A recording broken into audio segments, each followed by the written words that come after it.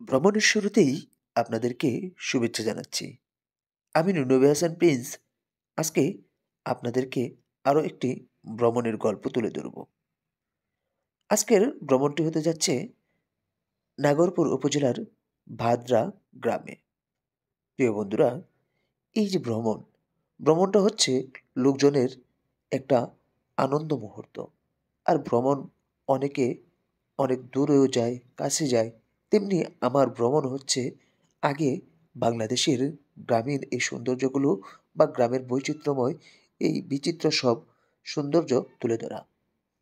তেমনি আজকের এই শীতের এই শুষ্ক আবহাওয়ায় আজকে যাচ্ছি ভাদ্রা গ্রাম। আর এই ভাদ্রা গ্রামের শতবর্ষী প্রাচীন একটি হাট।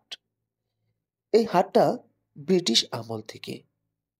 অনেকে বলে থাকে এই হাটটা কত বছরের পুরনো আমরাও জানি না। তো যাই হোক, আমরা এখন সেই হাটটি প্লাস ভাদ্রা গ্রামটিকে তুলে ধরব। যেতে যেতে এই অঞ্চলে প্রাচীন একটি ঐতিহ্য দেখতে পারলাম, ঘোড়ার গাড়ি। এখনো এই অঞ্চলের মানুষ এই ঘোড়ার গাড়িকে পণ্য আনা নেওয়ার জন্য ব্যবহার করে থাকে। ঘোড়ার গাড়িগুলো এই অঞ্চলের আশপাশের অঞ্চলেও প্রচুর দেখা মিলে, বিশেষ করে মানিকগঞ্জ, নাগরপুর এসব অঞ্চলে প্রচুর পরিমাণে। এই তো, আর একটু সামনে এগিয়েই আমাদের পড়বে ভাদ্রা গ্রাম বা ভাদ্রা ইউনিয়ন। প্রিয় বন্ধুরা, আমরা অবশেষে আজকে ভ্রমণটা আসছি এটা হচ্ছে টাঙ্গাইল জেলার নাগরপুরের ভাদ্রা ইউনিয়নে। আর ভাদ্রা ইউনিয়নে আজকে এই গ্রামটার কিছু আংশিক দেখানোর চেষ্টা করলাম, যে এই হাটে প্রচুর হাটটা প্লাস এই গ্রামটা ঘুরে দেখাবো। কারণ আমি সবসময় চেষ্টা করি যে গ্রাম বাংলার ঐতিহ্যগুলো প্লাস গ্রামের ইতিহাসগুলো প্লাস গ্রামের যে ঐতিহ্যবাহী বাজারগুলো এগুলো তুলে ধরার। কারণ আমরা গ্রাম বাংলার এই সৌন্দর্য সারা বিশ্বের মাঝে তুলে ধরবো, সেটাই চেষ্টা করব। দেখুন, আমার পিছনে দেখতে পাচ্ছি অনেক সুন্দর এবং গ্রামীণ এক পরিবেশে হাট বসতে। দেখুন, হাজারো মানুষ এখানে আসছে বাজার করার জন্য। তো হাটবার যেহেতু আজকে হচ্ছে সাপ্তাহিক বৃহস্পতিবার, রবি এবং বৃহস্পতিবারে এখানে হাটটি বসে। তো আজকে গ্রামের সুন্দর অপূর্ব দৃশ্য দেখালাম। এবার চলুন বাজারটা ঘুরে ঘুরে দেখাই আপনাদেরকে। প্রথমে চোখে পড়লো, আপনাদেরকে একটু আগেও আসার সময় দেখিয়েছিলাম যে ঘোড়ার গাড়ি পণ্য আনা নেওয়া করার জন্য। এবার বাজারটা দেখুন, দেখতে থাকুন। বাংলাদেশের এই হাট বাজারগুলো দেখতে খুবই দারুণ হয়ে থাকে। দেখুন কি সুন্দর একটি দৃশ্য। শীতকালীন শাক সবজিতে পরিপূর্ণ হয়ে গেছে আজকের হাটটি। দেখুন, মূলা, ফুলকপি, বাঁধাকপি, সিম ইত্যাদিতে পরিপূর্ণ হয়ে গেছে বাজার। এখনও লোকজনের আনাগোনা বাড়ছে, কারণ সাপ্তাহিক হাটগুলোতে লোকজন একটু বিকালবেলায় অনেক লোকের সমাগম হয়ে থাকে। দেখুন, এখানে আপনার লাইনে বসে আছে বিক্রেতারা শাকসবজি বিক্রি করার জন্য। দেখুন কি সুন্দর একটি পরিবেশ। আপনাদেরকে চলুন একটু ঘুরে ঘুরে দেখাই। এই মুহূর্তে বাজারে কিন্তু প্রচুর পরিমাণে আপনার ফুলকপি আমদানি হয়েছে, কারণ এগুলো আশপাশের অঞ্চল থেকে নিয়ে আসা হয়।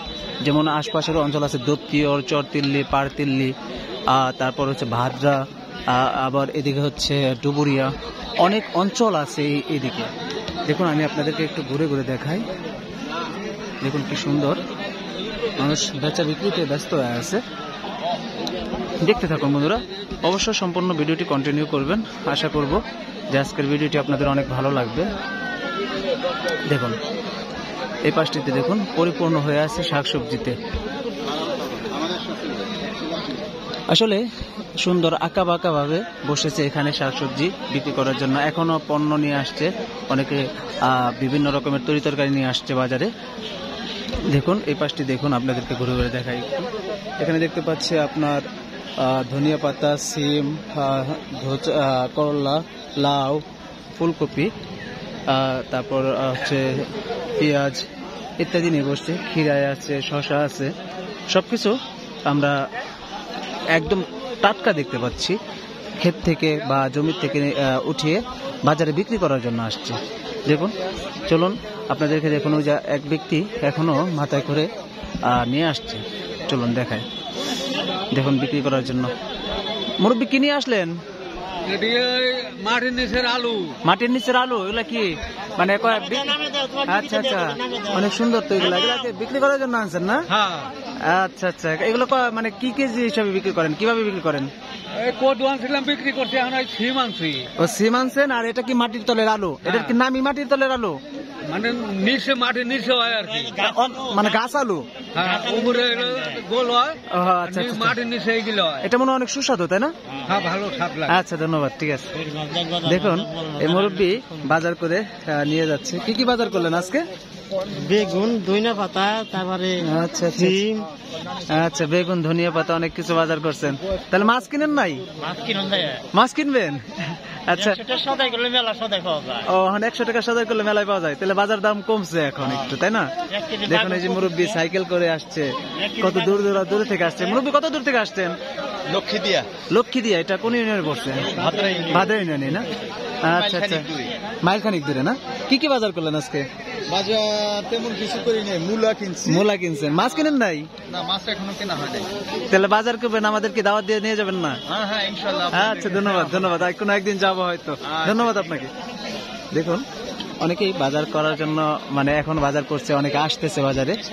আসলে গ্রামগঞ্জ ঘুরতেও ভালো লাগে। গ্রামের মানুষের মন এত সহজ সরল হয়ে থাকে যে তাদের ভাষা, তাদের একটা আন্তরিকতা দারুণ লাগে বন্ধুরা।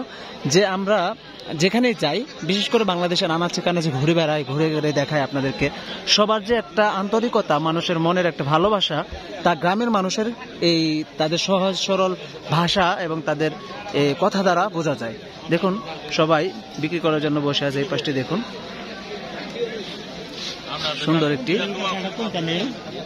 হ্যাঁ, দেখুন এই হচ্ছে গ্রামের মানুষ। আসলে যখন আমরা কোনো হাট বাজার কিংবা গ্রামগঞ্জে ঘুরে বেড়াই, তখন মানুষের সহজলভ্য ভালোবাসা দ্বারা মুগ্ধ হয়ে যায়।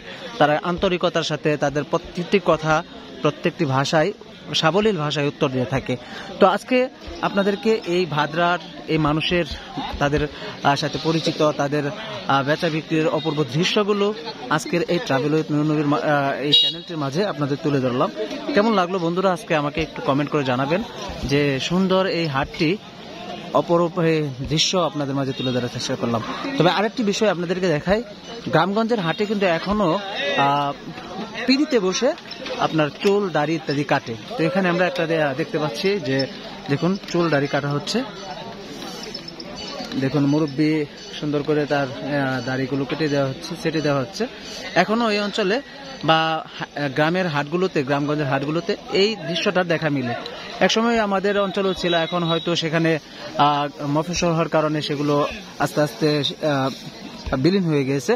তো চেষ্টা করলাম বন্ধুরা আজকের এই ট্রাভেলের মাঝে, আপনাদেরকে ভ্রমণের মাঝে, যে গ্রামীণ এই ভাদ্রা ইউনিয়নের এই ভাদ্রা হাটটি সম্পূর্ণ তুলে ধরার। কেমন লাগলো বন্ধুরা অবশ্যই জানাবেন। আর চেষ্টা করি আপনাদের যে মনের মাধুরী মিশিয়ে ভিডিও করার জন্য, যেগুলো আপনাদের ভালো লাগবে। আর এই দৃশ্য কার না ভালো লাগে? যখন হাট বাজারে আসে মানুষ, তখন এত মানুষের সাথে দেখা হয়ে যায় যে যাকে দেখি নাই অনেক, হয়তো মাস 2 বছর না দেখলেও হঠাৎ করে হাটে আসলে তাদের সাথে দেখা হয়ে যায়। তো বন্ধুরা চেষ্টা করলাম যে আপনাদেরকে এই ভিডিওটির মাঝে এই হাটের প্লাস এই গ্রামের ঐতিহ্য তুলে ধরার জন্য। দেখুন বন্ধুরা পাশে কিন্তু একটি সুন্দর, অনেক পুরনো ঐতিহ্যবাহী একটি বট গাছ দেখতে পাচ্ছি। দেখুন এটা কিন্তু অনেক শত বছরের পুরনো একটি বট গাছ।